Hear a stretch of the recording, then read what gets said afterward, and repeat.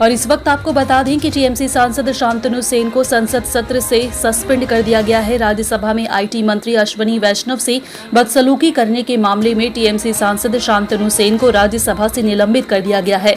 शुक्रवार को सदन में प्रस्ताव पारित होने के बाद राज्यसभा के सभापति एम वेंकैया नायडू ने कहा है कि सांसद शांतनु सेन को इस बाकी बचे पूरे सत्र के लिए सस्पेंड किया जाता है।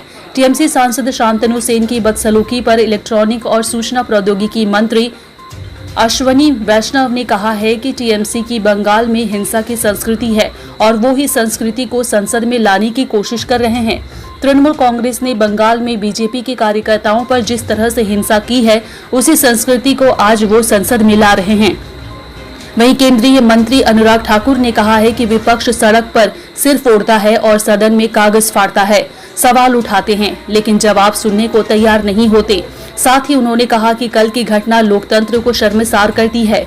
इसके अलावा पूछा कि विपक्ष चर्चा से क्यों भाग रहा है।